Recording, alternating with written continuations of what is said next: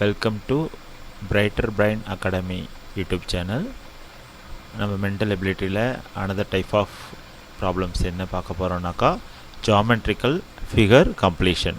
அதாவது ஜாமெட்ரிக்கல்னால் உங்களுக்கு தெரியும், ஜாமெட்ரிக்கல் ஃபிகர்னால் என்னென்ன வரும், ஸ்கொயர் வரும், ட்ரையாங்கிள் வரும், ரெக்டாங்கிள் வரும். இதெல்லாம் வந்து ஜாமெட்ரிக்கல் ஃபிகர் பேசிக்காக. அதை எப்படி வச்சு கம்ப்ளீட் பண்ணுறது, ஒரு ஆப்ஜெக்டை அதுலேருந்து ஒரு போர்ஷன் எடுத்துட்டாக்கா எப்படி இருக்கும், அதை திருப்பி கொடுத்தா எப்படி கம்ப்ளீட் பண்ணுறதுன்றதை பார்க்கலாம் வாங்க.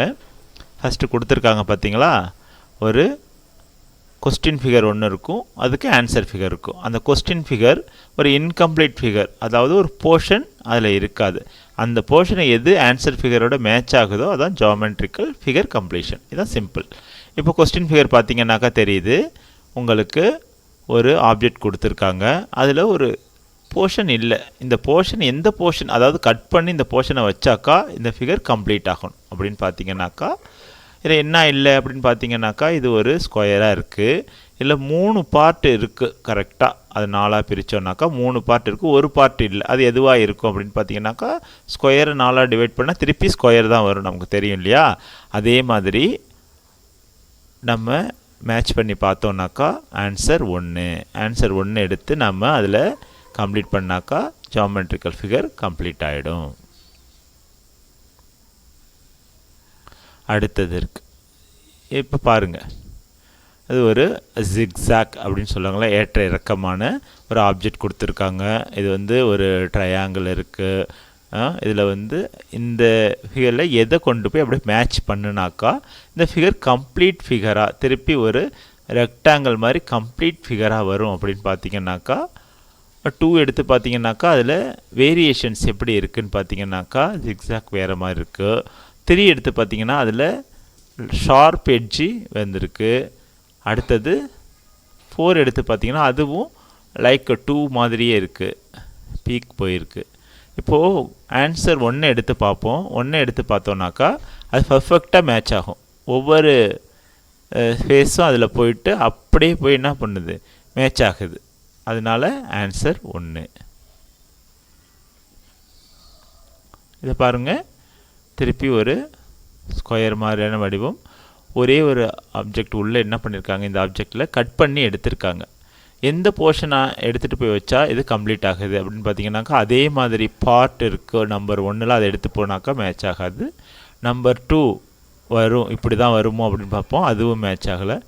நம்பர் 3 பாருங்கள், எடுத்துகிட்டு போய் அதை கட் பண்ணி வச்சிங்கனாக்கா அதே டைமென்ஷனில் அழகாக செட் ஆகுது. அதனால் நம்பர் 3 தான் இதுக்கு ஆன்சர். 4th ஒன்று பார்த்தீங்கன்னா எஃப் மாதிரி கொடுத்துருக்காங்க, ஃபஸ்ட்டு ஒன்று இ மாதிரி கொடுத்துருக்காங்க, அது ரெண்டும் மேட்ச் ஆகாது.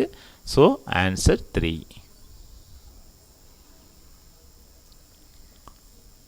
இதுதான், இது எப்படி கொடுத்துருக்காங்கனாக்கா இந்த ஸ்டெப்ஸ் மாதிரி கொடுத்துருக்காங்க பாருங்கள். அதில் எது போய் மேட்ச் ஆகும் அப்படின்னு சொன்னீங்கன்னாக்கா, எத்தனை ஸ்டெப்ஸ் இருக்குது, எந்த இடத்துல போர்ஷன் வெளியில் வந்திருக்கு, எந்த இடத்துல போர்ஷன் போய் மேட்ச் ஆகணும் அப்படின்னு சொல்லிட்டு ஃபஸ்ட்டு நம்ம இதை இமேஜினாக எடுத்து பார்க்கணும். எடுத்து பார்த்தாக்கா நமக்கு இந்த ஜாமெட்ரிக்கல் ஃபிகர் எப்படி கம்ப்ளீட் ஆகுது அப்படின்னு சொல்லிட்டு நமக்கு தெரியும். நம்பர் 3, 4 வந்து ஒரு மாதிரியே இருக்குது, அது மேட்ச் வராது, சரிங்களா. அடுத்தது நம்பர் 2 எடுத்து பார்த்தோன்னாக்கா சிமிலராக ஆகுது. நம்பர் 1 கொஞ்சம் எக்ஸ்ட்ராவாக வெளியில் வந்திருக்கு அந்த போர்ஷன், அதனால் நம்பர் 1 வராது. நம்பர் 2 தான் இதுக்கு ஆன்சர். இந்த மாதிரி கொடுத்துருப்பாங்க.